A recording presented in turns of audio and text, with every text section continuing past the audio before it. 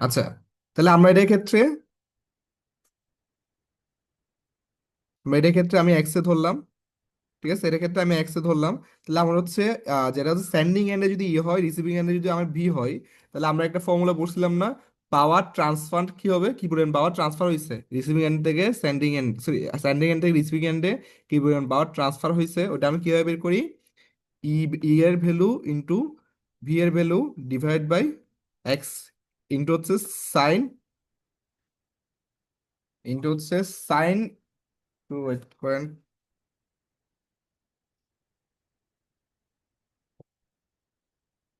Into হচ্ছে sine sending end এবং receiving এন্ডের যে অ্যাঙ্গেল আছে এই অ্যাঙ্গেলের পার্থক্য। ঠিক আছে, তাহলে সেন্ডিং এন্ডের অ্যাঙ্গেল কত এখানে? ডেল, আর রিসিভিং এন্ডের অ্যাঙ্গেল জিরো, তাহলে পার্থক্য কত হচ্ছে? শুধুমাত্র ডেল মাইনাস জিরো, অথবা শুধুমাত্র ডেল থাকবে। ঠিক আছে, এটা হচ্ছে আমরা ট্রান্সমিশন এবং ট্রান্সমিশন লাইনে একটা পড়ছিলাম না আগের সেমিস্টারে? ট্রান্সমিশন এন্ড ডিস্ট্রিবিউশন মনে হয় কোর্সের নাম পিডিডি। ওখানে ছিল যে আমার হচ্ছে রিসিভিং এন্ড এবং সেন্ডিং এন্ড এই দুটোর মধ্যে যদি আমার পাওয়ার ট্রান্সমিশন হয়, তাহলে কি পরিমাণ পাওয়ার ট্রান্সফার হয়েছে ওটা কিভাবে বের করব? আমার সেন্ডিং এন্ড এর ভোল্টেজ ইন্টু রিসিভিং এন্ড এর ভোল্টেজ ডিভাইড বাই এদের মধ্যবর্তী যে রিঅ্যাকট্যান্স আছে ওই রিঅ্যাকট্যান্সের ভ্যালু ইন্টু সাইন অ্যাঙ্গেল হবে আমার এই সেন্ডিং এন্ড এবং রিসিভিং এন্ড এর ভোল্টেজের মধ্যে পার্থক্য। ঠিক আছে, তাহলে এই জিনিসটাই আমরা বের করব। ঠিক আছে, এটা গেলে হচ্ছে আমার ইয়ার ক্ষেত্রে, মানে যে কোনো ক্ষেত্রে এটা।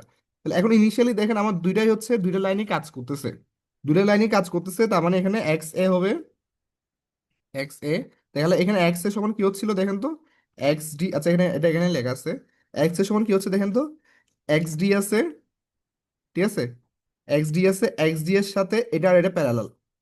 তাহলে এখান থেকে আমি এক্স এ বের করে ফেলতে পারবো, এক্স এ বের করে ফেলতে পারতেছি। তাহলে আমার কি বলবো, ইলেকট্রিক্যাল পাওয়ার সাপ্লাই হয়েছে ওটা কিভাবে বের করবো?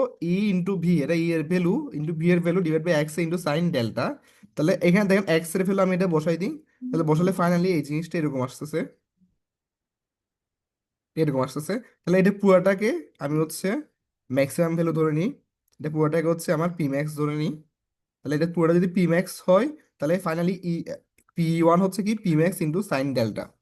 এটা আসছে কখন? যখন দুইটা লাইনে অ্যাক্টিভ তখনকার জন্য। বুঝছেন? তাহলে এখন ধরেন আমি সাডেনলি যে কোনো একটা লাইন, কোনো একটা কারণে আমি এই লাইনটা আমি আলাদা করে ফেললাম।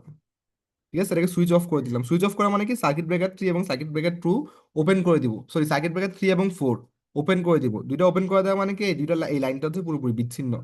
আচ্ছা, এই লাইনটা যদি পুরোপুরি বিচ্ছিন্ন হয়, তাহলে এখন দেখেন ইলেকট্রিক্যাল পাওয়ার যে যে পরিমাণটা হচ্ছে রিসিভিং এন্ডে পাচ্ছে পুরোটা কিন্তু এখন শুধুমাত্র একটা সিঙ্গেল লাইনের মাধ্যমে যাচ্ছে। আগে দুইটা লাইনে দিয়ে যেত, এখন যেহেতু একটা লাইন হচ্ছে পুরোপুরি বিচ্ছিন্ন হয়ে গেছে, তাহলে এখন ইলেকট্রিক্যাল পাওয়ার পুরোটা যাচ্ছে শুধুমাত্র এই লাইনের মধ্য দিয়ে, সেকেন্ড লাইনটা অ্যাক্টিভ না। তাহলে এই লাইনে যদি মধ্য দিয়ে যায়, তাহলে ইলেকট্রিক্যাল পাওয়ার ফর্ম মতো আমরা এটাই জানি, মানে কি পরিমাণ পাওয়ার সাপ্লাই হচ্ছে ওটা এটাই জানি। শুধুমাত্র পার্থক্য আসবে কি, এক্স এর জায়গায় এখন কি আসবে? X D plus x one. আগে ছিল কি এটার সাথে এটা প্যারালাল করে তারপর করতাম, কিন্তু এখন হচ্ছে আর প্যারালাল হবে না, এখন শুধুমাত্র এক্স ডি এর সাথে এক্স ওয়ানটা যোগ হবে। এটা দেখেন পরেই আছে। তাহলে আমার যে পরিমাণ হচ্ছে এখন সাপ্লাই যাচ্ছে ওটা কি হবে? এই যে এক্স বি সমান এক্স ডি প্লাস, মানে এটা হচ্ছে, সরি, এটা হচ্ছে সুইচ অফ করছে ওরা এক নাম্বার লাইনটা। এক নাম্বার লাইন যদি সুইচ অফ হয়, তাহলে হচ্ছে দুই নাম্বার লাইনটা অ্যাক্টিভ থাকবে, তাহলে তখন হবে X D plus X two. ঠিক আছে, তাহলে এখন পাওয়ার সাপ্লাই যাচ্ছে X D plus X two. এটা বুঝছেন নাই? কারো কোনো সমস্যা আছে? তাহলে আমার এখান থেকে পিম্যাক্স ওয়ানটা আসছিল, আমি এটা একটু পরে পেজে নিই। এখান থেকে পিম্যাক্স ওয়ানটা আসছিল,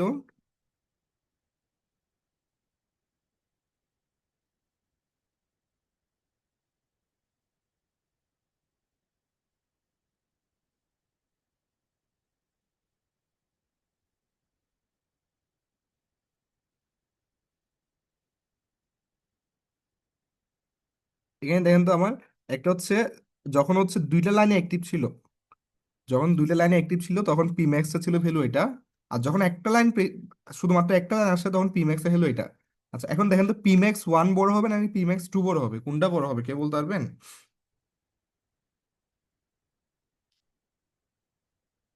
পি ম্যাক্স ওয়ান বড় হবে নাকি পি ম্যাক্স টু বড় হবে?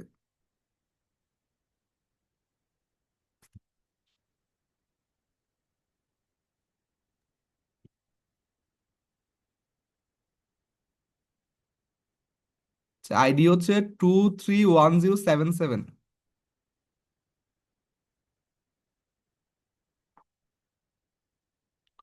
231077 আছেন? তাহলে 231077 অ্যাবসেন্ট এখানে।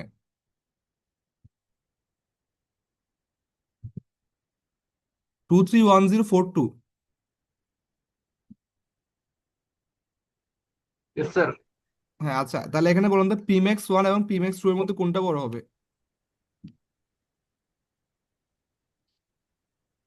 স্যার এই দুটোর মধ্যে কোনটা প্রিম্যাক্স বড় টুটা হবে? বড় হবে স্যার। হ্যাঁ, পিম্যাক্স টু বড় হবে। প্রিম্যাক্স টু। আচ্ছা, হ্যাঁ কেন বড় হবে? স্যার কারণ ওইখানে ভ্যালুটা দেখেন X1 X2 এর যে মানটা আসবে, আর হ্যাঁ এখানে হ্যাঁ X2 এর যে মানটা আসবে, দুইটার মধ্যে হ্যাঁ X2 এর বড় হবে। হ্যাঁ ঠিক আছে, মানে আমার এখানে দেখেন এই যে এখানে যে ভ্যালুটা আসছে, ঠিক আছে ভেরি গুড। এখানে যে ভ্যালুটা আসছে এটা হচ্ছে কি আমার প্যারালাল, X1 এবং X2 প্যারালাল। ঠিক আছে, X1 এবং X2 প্যারালাল, যদি দুইটা প্যারালাল হয় তাহলে ওই ক্ষেত্রে যে আমার হচ্ছে ইকুইভ্যালেন্ট সার্কিট আসবে ওইটা অবশ্যই X1 থেকেও ছোট হবে, X2 থেকেও ছোট হবে। তো আলটিমেটলি হচ্ছে এই জিনিসটা ছোট অবশ্যই এই জিনিসটা থেকে। আচ্ছা, এটা ছোট হওয়া মানে কি এই পুরো জিনিসটা ছোট, তার মানে পিম্যাক্স ওয়ানটা বড় হবে। আপনি ওয়ান বড় বলছিলেন নাকি টু বড় বলছিলেন? স্যার ওয়ান বড় হবে স্যার। হ্যাঁ ঠিক আছে, ওয়ান বড় হবে, তার কারণ হচ্ছে কি এটা পুরোটা ছোট। এটা তো অবশ্যই X2 থেকে জি ছোট স্যার। হবে কারণ এটা তো প্যারালাল করে আসতেছে। তাহলে এটা যদি ছোট হওয়া মানে হচ্ছে এই জিনিসটা পুরোটা ছোট হওয়া, তার মানে ফাইনালি হচ্ছে এই জিনিসটা বড় হওয়া, নিচেটা ছোট হওয়া মানে কি পুরোটা বড় হওয়া, তার মানে পিম্যাক্স ওয়ানটা রেশিওটা বড় বড় হবে। হবে স্যার। হ্যাঁ, আর পিম্যাক্স টুটা হচ্ছে ছোট হবে। তাহলে এখন দেখেন আমি যদি গ্রাফ আঁকি, আমরা বলতেছি পিম্যাক্স ওয়ানটা বড়। পিম্যাক্স ওয়ান বড় মানে হচ্ছে কি ইনিশিয়ালি এটা হচ্ছে যখন দুইটা সার্কিটই অন ছিল, ওপেন ছিল। ঠিক আছে, এটা কখন? যখন ইনিশিয়ালি হচ্ছে দুইটা সার্কিট হচ্ছে অপারেশনাল ছিল বা দুটো লাইনে অপারেশন ছিল, তখন দেখছিলাম আমরা পিম্যাক্স ওয়ানটা বড়। সেখানে দেখা যাচ্ছে যখন দুইটা অপারেশনাল ছিল তখন। হঠাৎ করে যখন হচ্ছে এটার অপারেশন চলে গেছে, মানে যে কোনো একটা হচ্ছে অফ হয়ে গেছে, লাইন লাইন সুইচ অফ হয়ে গেছে, তখন দেখেন আমি পিম্যাক্স টু পাচ্ছি। তার মানে এটা অবশ্যই এটা থেকে ছোট যেহেতু, তখন লাইনটা হয়ে যাচ্ছে আমার এইটা। মানে দূরেতে আমার সাইন কার্ভ দেখেন, পি টু এর জন্য আমি সাইন কার্ভ পাচ্ছি, আর হচ্ছে পি ওয়ানের জন্য আমি সাইন কার্ভ পাচ্ছি। দুইটাতে আমার সাইন সাইন কাপ কার্ভ। পাচ্ছে। ঠিক আছে, তো ইয়েস স্যার। ওইটার জন্য হচ্ছে আমার এটা বড় হচ্ছে, এটা ছোট হচ্ছে। এখানে কারো সমস্যা আছে বা বুঝিনি কেউ আছেন? বুঝছি স্যার। হুম আচ্ছা, ওকে। ঠিক আছে, তাহলে আমরা এরপর আগাই। তাহলে এখন দেখেন আমার আমার আমি কিন্তু হচ্ছে গ্রাফগুলো আঁকি, কারণ হচ্ছে আমার অপারেটিং পয়েন্টটা আমি বারবার হচ্ছে কিভাবে চেঞ্জ হচ্ছে ওই জিনিসটা বুঝি। ঠিক আছে, ওই জিনিসটা বুঝার মাধ্যমে আমি আগাচ্ছি। ঠিক আছে, তাহলে এখানে দেখেন প্রথমে কি আসছে। প্রথম হচ্ছে আমার এই পজিশনে ছিল। এই পজিশনে ছিল মানে কি আমার প্রথমে তো বোথ লাইন অপারেশনে ছিল, বোথ লাইনই অপারেটিং ছিল। ঠিক আছে, দুটো লাইনে যখন অপারেটিং ছিল তখন এই পজিশনে ছিল। এই পজিশন থাকা মানে কি এই পজিশনে পিএসটা হচ্ছে আমার ইনপুট মেকানিক্যাল পাওয়ার বা মেকানিক্যাল পাওয়ার। তাহলে আর আমার হচ্ছে ইলেকট্রিক্যাল পাওয়ার কি, এইখান থেকে আসতেছি, এই জিনিসটা থেকে আসতেছি। তাহলে এই পজিশনে গিয়ে আমার ইনপুট পাওয়ার এবং আউটপুট পাওয়ার সেম ছিল। ঠিক আছে, ওইটার জন্যই তো আমরা হচ্ছে সিঙ্ক্রোনাসে ছিলাম। ঠিক আছে, মানে তো ওই ক্ষেত্রে কি অ্যাক্সেলারেশন পাওয়ার জিরোই ছিল, কারণ পিএম সমান পি ছিল। তাহলে এই পজিশনে পিএম এবং পি সেম ছিল, তাহলে এই ক্ষেত্রে আমার কোনো সমস্যা হয় নাই। আচ্ছা, যখন আমার লাইন ওয়ান সুইচ অফ হয়ে গেছে তখন তো আমার গ্রাফ এবার এটা। তাহলে ধরেন হঠাৎ করে যখন আমার লাইন ওয়ান সুইচ অফ হয়ে গেছে তখন শুধুমাত্র আমার একটিভ লাইন লাইন টু, তখন কিন্তু আর মেকানিক্যাল পাওয়ার তো ফিক্সড, মেকানিক্যাল পাওয়ারে কোনো চেঞ্জ আসবে না। কিন্তু তখন ইলেকট্রিক্যাল পাওয়ারটা তখন এই পজিশনে চলে আসবে না। আমার অ্যাঙ্গেল তো চেঞ্জ হয় নাই, আমার হচ্ছে অ্যাঙ্গেল যা ছিল তাই থাকবে। তাহলে আমার শুধুমাত্র ইলেকট্রিক্যাল পাওয়ার সাপ্লাইটা আগে ছিল যখন দুইটা লাইন অ্যাক্টিভ ছিল, তখন এই এই গ্রাফের উপরে। যখন শুধুমাত্র একটা লাইন অ্যাক্টিভ থাকবে তখন তো এই গ্রাফে চলে আসবে। তাহলে এই গ্রাফে আসার ক্ষেত্রে দেখেন অ্যাঙ্গেল যেহেতু চেঞ্জ হয়নি, তাহলে এটা সোজা এখানে নেমে চলে আসছে। তাহলে এই পজিশনে এখন কি হচ্ছে দেখেন, আমি জানি পি অ্যাক্সেলারেশন সমান পি এম মাইনাস পিই। তাহলে এখন কি হচ্ছে, ইলেকট্রিক্যাল পাওয়ার এখানে আর মেকানিক্যাল পাওয়ার এইটা। তাহলে ইলেকট্রিক পাওয়ার ছোট হয়ে গেছে, মেকানিক্যাল পাওয়ার বেশি হয়েছে, তার মানে অ্যাক্সেলারেশন হবে। অ্যাক্সেলারেশন হওয়া মানে কি এখন ডেল্টাও আস্তে আস্তে বাড়বে। ডেল্টা আস্তে আস্তে বাড়তে বাড়তে ধরেন এই পজিশনে আসলো, এই পজিশনে আসছে। ঠিক আছে, তাহলে এই পজিশনে আসার পরে, তাহলে এই পজিশনে আসার পরে হচ্ছে দেখেন ইলেকট্রিক্যাল পাওয়ার আর মেকানিক্যাল পাওয়ার এখন কিন্তু ফিক্সড হয়ে গেছে, সেম হয়ে গেছে এই পজিশনে। কিন্তু সমস্যা হচ্ছে গিয়ে এই পজিশনে এসে তো ওমেগা আর তো ওমেগা এস থেকে বড়, এটা আমরা এর আগে দেখছিলাম যে ওমেগা আর ওমেগা এস থেকে বড় হতে পারে। তাহলে ওই অবস্থায় অথবা আরেকটা চিন্তা করা যায় যে হচ্ছে এই মোমেন্টে একটা ইনার্শিয়া থাকবে, যে বাড়তে বাড়তে এই মোমেন্টটা হঠাৎ করে এটা থেমে যেতে পারবে না। তাহলে এরপরে এ আরো বাড়বে। ঠিক আছে, তাহলে ওমেগা আর অথবা ওমেগা এস থেকে যেহেতু বড়, তাহলে হচ্ছে অ্যাঙ্গেলটা কিন্তু আরো বাড়বে। বাড়তে বাড়তে ধরুন এই পজিশনে আসলো, এই পজিশনে আসা মানে কি তখন ওমেগা আর আর ওমেগা এস সেম হয়ে গেছে। সেম হয়ে যাওয়া মানে কি এই পজিশনে গিয়ে আবার সিঙ্ক্রোনাস হয়ে গেছে, সিঙ্ক্রোনাস হয়ে গেছে। কিন্তু আবার দেখেন এই পজিশনে গিয়ে কি হচ্ছে আমার, এই পজিশনে হচ্ছে ইলেকট্রিক্যাল পাওয়ার মেকানিক্যাল পাওয়ার থেকে ছোট। তার মানে এটা আবার পিছনের দিক থেকে ব্যাক করবে। মানে হচ্ছে ডিসেলারেশন হবে। তাহলে ডিসেলারেশন হয়ে এটা আবার নিচে আসবে, এখান থেকে আবার উপরে উঠবে। তার মানে এখন গিয়ে আমার এই যে অসিলেশন যেটা হচ্ছে, তখন এটা এই পজিশনের রেসপেক্ট হবে, এই যে মেকানিক্যাল পাওয়ারের পজিশন এটা রেসপেক্ট হবে। তাহলে এখন দেখেন স্টেবিলিটির জন্য আমি কি জানি, এই এরিয়া 1 আর এরিয়া 2 হচ্ছে অবশ্যই সমান হতে হবে, নাহলে আমার স্টেবিলিটিটা আসবে না। ঠিক আছে, এই কনসেপ্টটা বুঝতে পারছেন? যখন হচ্ছে সুইচ অফ হয়ে যাবে তখন কি হবে, মানে একদম আগের কনসেপ্টই, এরিয়া 1 এরিয়া 2 সবগুলো থাকবে। শুধু পার্থক্য কি হচ্ছে, আমার এই পজিশন ছিল, হঠাৎ করে সুইচ লাইট, আমার এর আগে ছিল কি ইলেকট্রিক্যাল ফল্ট হয়েছিল, এর থেকে আগেটাতে ইলেকট্রিক্যাল ফল্ট ছিল। ইলেকট্রিক্যাল ফল্ট হওয়া মানে কি, আমার হচ্ছে শুধুমাত্র অন্য কোনো লাইন সাপ্লাই নাই, তখন শুধুমাত্র এটাই ছিল। ফল্ট হওয়ার কারণে আমার এটা জিরোতে চলে আসলো। কিন্তু এখন দেখেন একটা লাইন আমি সুইচ অফ করে দিচ্ছি, ঠিক আছে, কিন্তু আমার তো আরেকটা লাইন বাকি আছে। তার মানে এখন কি হবে, এটা জিরোতে না আসে, আরেকটা লাইন দিয়ে যে পরিমাণ হচ্ছে পাওয়ার সাপ্লাই দিতে পারবে ওই পজিশনে চলে আসবে। এখন এখান থেকে হচ্ছে এটা অসিলেশন হবে, বা এখান থেকে আমার স্টেবিলিটি আসবে। ঠিক আছে, এটা ক্লিয়ার হয়েছে? কারো সমস্যা আছে এখানে? এটা বুঝি নাই কেউ আছেন?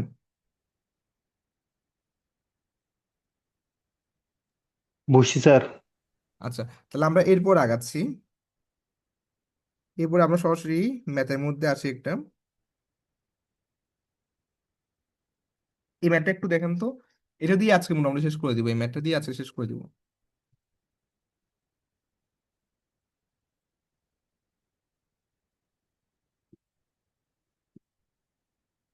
আমাদেরকে হচ্ছে আমি অল্প অল্প দেখাচ্ছি, যাতে হচ্ছে আপনারা বাসায় দেখতে পারেন, আপনারা আগের গুলো কিন্তু ভালো মতো দেখেন নাই সবাই। ঠিক আছে, মানে এটা জাস্ট আজকের মধ্যে শেষ করে ফেলবেন এগুলো সবগুলা, যাতে হচ্ছে নিজেরা বাসায় ভালো মতো পড়তে পারেন। আমি ওই জন্য অল্প অল্প দেখাচ্ছি। আমরা আরেকটা ক্লাস নিয়ে পুরো চ্যাপ্টারটাই শেষ করে দিব, স্টেবিলিটি। এটা একটু দেখেন তো কি বলছে। Double circuit three phase feeder connects to a single generator to a large network. তার মানে হচ্ছে আমার এ পাশে হচ্ছে একটা সিঙ্গেল জেনারেটর আছে, আর এ পাশে একটা লার্জ নেটওয়ার্ক আছে। আর যেহেতু ডাবল সার্কিট বলছে, ডাবল সার্কিট মানে কি এখান থেকে গিয়ে দুই পাশ দিয়ে যাচ্ছে, দুই পাশ দিয়ে গিয়ে এখানে সাপ্লাই দিচ্ছে। তা বলছে power corresponding to the limit of stability speed of each circuit, প্রত্যেকটা সার্কিটে 100, তার মানে এটাও 100 পাওয়ার এম এম মেগাওয়াট দিতে পারবে, এটাও 100 মেগাওয়াট দিতে পারবে। তো the line is transmitting 80 megawatt when, তার মানে হচ্ছে এখান থেকে পাওয়ার এখানে সাপ্লাই যাচ্ছে টোটাল হচ্ছে 80 মেগাওয়াট। এখানে কি বলছে দেখেন তো, the line is transmitting 80 megawatt when one of the circuit is suddenly switch out. তার মানে এখানে দেখেন 80 মেগাওয়াট যেটা যাচ্ছে, দুইটা, এটা 80 না, এটা 80 হবে। 80 মেগাওয়াট যখন যাচ্ছিল ওই অবস্থায় একটা হচ্ছে সুইচ অফ হয়ে গেছে। ঠিক আছে, সুইচ অফ হওয়া মানে কি, আমার হচ্ছে ইলেকট্রিক্যাল পাওয়ার সাপ্লাই চেঞ্জ হবে।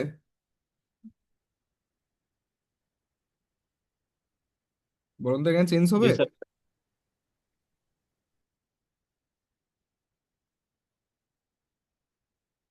আমার হচ্ছে আমরা দেখছিলাম না গ্রাফ থেকে। আচ্ছা, আমার গ্রাফটা আমি একটু এখানে আঁকি। যখন দুইটাই অ্যাক্টিভ, যখন দুইটাই অ্যাক্টিভ থাকবে তখন হাইয়েস্ট কত পর্যন্ত সাপ্লাই করতে পারবে, বলতে পারবেন হাইয়েস্ট কত পর্যন্ত সাপ্লাই করতে পারবে?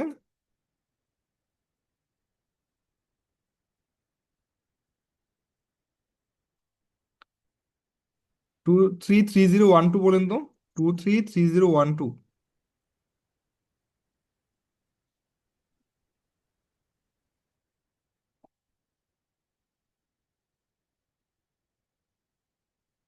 Two G three sir. Three zero one two নাই?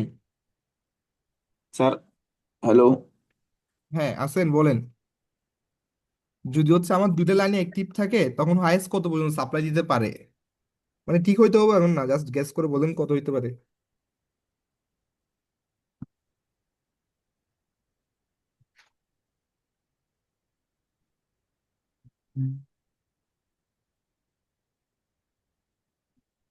Sir 80 mega. না, আমার হাইয়েস্ট বলছি, 80 মেগাওয়াট তো অলওয়েজ সাপ্লাই দিচ্ছে, মানে এখান থেকে এখানে সাপ্লাই দিচ্ছে, কিন্তু যদি হাইয়েস্ট চিন্তা করি তখন কত 100 হইতে স্যার। পারে? হ্যাঁ, 100। না, 100 100 হবে যখন শুধু সিঙ্গেল ওয়ান সাপ্লাই থাকবে, ঠিক আছে। যখন দুইটাই একসাথে হয়ে যাচ্ছে তখন কিন্তু 100 আর 100 দুইটা অ্যাড হয়ে কত হবে? জি স্যার। 200। 200 হয়ে যাবে, ঠিক আছে। তার মানে হাইয়েস্ট তখন সাপ্লাই দিতে পারবে 200। ঠিক আছে, তারপর বলছে কি হঠাৎ করে যে কোনো একটা হচ্ছে অফ হয়ে গেছে। তা যে কোনো একটা অফ হয়ে যাওয়া মানে কি, এখন সাপ্লাই কত দিবে? এখন আর 200 দিতে পারবে না, এখন হাইয়েস্ট দিতে পারবে কি 100 করে না। 100। এখন এখন হাইয়েস্ট দিতে পারতেছে 100। ঠিক আছে, 100 মেগাওয়াট। এটা ক্লিয়ার হয়েছে নাকি, কোনো সমস্যা আছে? না স্যার, ক্লিয়ার। ঠিক আছে, এটা এরকমই তো। P1 আচ্ছা। তাহলে এখন দেখেন আমার দুইটা যেটাতেই থাকবে থাকুক, আমার সাপ্লাই দিচ্ছে কত, 80 করে না? জি স্যার। 80 করে তো দিচ্ছে। তাহলে প্রথম ক্ষেত্রে দেখেন দুইটা যখন অ্যাক্টিভ থাকবে তখনও 80, যখন একটা অ্যাক্টিভ থাকবে তখন হচ্ছে 80, ঠিক আছে? তাহলে আমি ধরলাম আমার এই পজিশনটা এখানে। তাহলে যখন আমার এই পজিশনে ছিল, এই পজিশনে থাকা মানে কি মেকানিক্যাল পাওয়ার 80, ইলেকট্রিক্যাল পাওয়ার 80। হঠাৎ করে হঠাৎ করে কি হয়েছে, যে কোনো একটা অফ হয়ে গেছে। অফ হয়ে যাওয়া মানে কি আমার তখন আর দুইটা দুইটা সার্কিট অ্যাক্টিভ নাই, এখন সার্কিট শুধুমাত্র অ্যাক্টিভ হচ্ছে একটাই, ঠিক আছে? ওই একটা সার্কিট যদি অ্যাক্টিভ থাকতো তাহলে এটা হঠাৎ করে এখানে নিচে নেমে যাবে, এই পজিশনে চলে আসলো। এই পজিশনে আসার পর দেখেন এখন তো আবার হচ্ছে কি, এটা হচ্ছে মেকানিক্যাল পাওয়ার ছিল, এখন তো ইলেকট্রিক্যাল পাওয়ার মেকানিক্যাল পাওয়ার থেকে কম, তার মানে এখন অ্যাক্সেলারেশন হবে, হয় এই পজিশনে আসবে, কিন্তু এই পজিশনে সিঙ্ক্রোনাস যেহেতু আসে নাই, সিঙ্ক্রোনিজমে যেহেতু আসে নাই, তাহলে আবার বেড়ে এই পজিশন পর্যন্ত আসলো ধরলাম। এই পর্যন্ত আসার পরে তারপর আবার ব্যাক যাবে। তাহলে আমার এখানে একটা এরিয়া ক্রিয়েট হচ্ছিল, তাহলে এই এরিয়া আর এরিয়া সমান হলে সমান করতে হবে। তাহলে আমার হচ্ছে মূল আইডিয়া হচ্ছে এটাই, যে এরিয়া বের করবো, এরিয়া বের করবো, ওখান থেকে বাকি সবকিছু বের করবো, ঠিক আছে? তাহলে এখন দেখেন আমার এই পজিশনে যদি ডেল নট হয়, তাহলে এই পজিশন আমার ডেল 1, আর এটা হচ্ছে আমার ডেল 2। এটাই তো দিচ্ছে, দেখে সরি, এটা ডেল 1, ডেল 2, ডেল 3 দিচ্ছে, ওরা যেভাবে দিচ্ছে আমি ওইভাবে করি, নাহলে হচ্ছে কনফিউশন ক্রিয়েট হবে। এটা ডেল 1, এটা ডেল 2, আর এটা ডেল 3। দেখেন তো আমার গ্রাফটা ফাইনালি এরকম না? এই গ্রাফটাই আমি এখানে আঁকলাম আর কি, এটা হচ্ছে 200, আর এটা হচ্ছে আমার 100, এই গ্রাফটাই হচ্ছে এটাই, ঠিক আছে? তাহলে এখান থেকে একটু ম্যাথমেটিক্যাল জিনিসগুলো একটু করি। আমি ডেল 1টা বের করে ফেলতে পারবো, ডেল 2তে বের করে ফেলতে পারবো কিভাবে? আমার দেখেন এই গ্রাফের ক্ষেত্রে আমি ইকুয়েশন কি জানি, এই গ্রাফের ক্ষেত্রে আমার ইকুয়েশন হচ্ছে 200 সাইন ডেল্টা, আর এই গ্রাফের ইকুয়েশনটা হচ্ছে 100 সাইন ডেল্টা। আমরা জানি এই পজিশনে সাপ্লাই দিচ্ছে 80, আর এই পজিশনে সাপ্লাই দিচ্ছে তাও 80। তাহলে প্রথমে দেখেন আমি প্রথমে কি লিখতে পারি, 80, এই যে এই পজিশনের জন্য 80 সমান, এটা হচ্ছে এই গ্রাফের মধ্যে সেখানে 200 সাইন ডেল্টা, ঠিক আছে? এটি সমান 200 সাইন, এই যে ডেল্টা, এই ডেল্টা ভ্যালু কত এখানে, ডেল্টা 1। তাহলে 200 সাইন ডেল্টা 1, এখান থেকে আমি ডেল্টা 1টা বের করে ফেলতে পারবো। সেম কাজ হচ্ছে এটার জন্য হবে। এটার জন্য দেখেন এটির ভ্যালু আসবে এই পজিশনে গিয়ে, তাহলে এই পজিশন হচ্ছে আমার অ্যাঙ্গেল ডেল্টা 2। তাহলে আমি লিখতে পারি 80 সমান 100 সাইন ডেল্টা 2, এখান থেকে আমি ডেল্টা 2 বের করবো। তার মানে দেখেন ডেল্টা 1ও বের করছি আর ডেল্টা 2 বের করছি। এটা কোন এককে বের করবো, ডিগ্রি এককে নাকি রেডিয়ান এককে, বলুন তো? Sir area. হ্যাঁ, রেডিয়ান স্যার। হ্যাঁ রেডিয়ান এককে, কারণ হচ্ছে আমি ক্যালকুলেশন করার সময় রেডিয়ানটাই হচ্ছে প্রিফার করবো, ঠিক আছে? এটা ডিগ্রি এককে বের করবো না, রেডিয়ান এককে প্রিফার করবো। তাহলে এখান থেকে দেখেন আমি ডেল 1 বের করছি, আর এখানে কি আমি ডেল 2 বের করছি। এখন এরিয়া বের করব। এরিয়া 1 মানে কি হবে, এই রেক্টেঙ্গলের ক্ষেত্রফল, এটা থেকে এই এরিয়া আন্ডারের ক্ষেত্রফলটা মাইনাস করব। এই যে রেক্টেঙ্গেলের ক্ষেত্রফল, ওখান থেকে এই যে এই এরিয়ার আন্ডারের ক্ষেত্রফলটা মাইনাস করব। তাহলে এটা ক্যালকুলেশনটা কিন্তু আমরা বারবার দেখছি, ঠিক আছে? আমি এই ক্যালকুলেশনটা আবার দেখাচ্ছি না, এটা কিন্তু আমরা অনেকবার দেখছি অলরেডি। তাহলে এখান থেকে ক্যালকুলেশনটা করে আমার ফাইনালি 9.6 আসছে, ঠিক আছে? সেম কাজ দেখেন আমার এই এরিয়াটা বের করবো। আচ্ছা, এটা কিন্তু আমি পুরোটা বের করছি, কিন্তু আমি অর্ধেকে বের করি নাই, কারণ এটা কততে গিয়ে আমার স্টেবল হবে এটা আমি জানি না। তাহলে পুরোটা বের করার পর এই পুরোটার ক্ষেত্রফল যদি এটা থেকে বড় হয় তাহলে স্টেবল হবে, আর যদি এই পুরোটার ক্ষেত্রফল যদি এটা থেকে ছোট হয় তাহলে এটা কখনো স্টেবল হবে না। আমরা দেখছিলাম ক্রিটিক্যাল এরিয়া থেকে, দেখছিলাম critical clearing area, critical clearing time থেকে, মানে এই এরিয়াটা অবশ্যই এটা থেকে বড় হতে হবে অথবা সমান হতে হবে। যদি এই এরিয়াটা কোনোভাবে এটা থেকে ছোট হয়ে যায় তাহলে ওই ক্ষেত্রে আমার স্টেবিলিটি আর আসবে না। তাহলে কিভাবে আমি এরিয়া 2 বের করবো, এটু কিভাবে বের করবো, এই সাইনের ক্ষেত্রফল মাইনাস এটার ক্ষেত্রফল। তাহলে এই যে এই সাইনের ক্ষেত্রফল, সাইনের আন্ডারের ক্ষেত্রফল মাইনাস রেক্টেঙ্গেলের ক্ষেত্রফল, ওখান থেকে আমি বের করব এরিয়া 2, ঠিক আছে? আচ্ছা, এরিয়া 2-র মধ্যে দেখেন আমার ডেল এমটা লাগবে না? ডেল এমটা কিভাবে বের করবো, দেখেন আমার এটা কিন্তু আবার সেম ঘুরে ফিরে আগের পজিশনে চলে আসছে। এই যে আমার এটা, ঠিক আছে? তার মানে এটা হচ্ছে মাঝখানে একটা নিয়ে ফেলতেছে, তার মানে এটা এটা তো পুরোপুরি সিমেট্রিক, ডান পাশে বাম পাশে, তার মানে এটা আর এটাও সমান হচ্ছে। তাহলে ফাইনালি এটা আর এটা সমান হবে, কারণ এই জিনিসটা সিমেট্রিক। সিমেট্রিক মানে কি আমার এই পাশের এরিয়া আর এই পাশের এরিয়া সমান। তার মানে এটা আর এটা যদি সমান হয় তাহলে এটা আর এটা অবশ্যই সমান হবে। তার মানে এই যে মাঝখানে যে ভ্যালুটা আছে এই ভ্যালুটা হচ্ছে আমার ডেল 2। তাহলে আমার কি হচ্ছে দেখেন, ডেল 3 সমান কি হচ্ছে, পাই মাইনাস ডেল 2। এখান থেকে আমি ডেল 3 বের করে ফেলবো, বা ডেল 3 না দিয়ে এখানে ডেল এম দিছে, এখানে ডেল এম দিছে, তাহলে এখানে হবে ডেল 3 এর বদলে ডেল এম। তাহলে এখান থেকে দেখেন আমি ডেল এমটা বের করে ফেলবো। ডেল এম বের করে ফেললে ডেল এম এর ভ্যালুগুলো যদি আমি এখানে ইনপুট দিই, তাহলে আমার ফাইনালি এরিয়াটা আসতে হচ্ছে 17। তাহলে এখন দেখেন তো আমার এরিয়া 2 এর ভ্যালু আসতেছে 17, আমার এ2 এর ভ্যালু আসতেছে 17, আর এ1 এর ভ্যালু আসতেছে 9.6। তাহলে 17 আর এটা 9.6 তাহলে যেহেতু হচ্ছে এ টু বড় হচ্ছে, অবশ্যই এটা স্টেবিলিটি আসবে। আর যদি এ টু যদি ছোট হয় তাহলে অবশ্যই স্টেবিলিটি আসবে না। আমাকে এটাই চাইছে যে whether the generator is likely to remain in synchronism, সিনক্রোনিজমে থাকা মানে কি স্টেবিলিটি আসবে কিনা আর কি। তাহলে সিনক্রোনিজমে থাকবে অবশ্যই, যেহেতু স্টেবিলিটি আসছে তাহলে অবশ্যই সিনক্রোনিজমে থাকবে। আমাকে এটাই চাইছে, এটার অ্যান্সারটা এটাই। এটা বুঝছেন? এখানে কারো সমস্যা আছে বা বুঝি নাই কেউ আছেন? বুঝছি স্যার। আচ্ছা, কারো সমস্যা আছে এখানে এই পর্যন্ত বা বুঝি নাই এমন কেউ আছেন?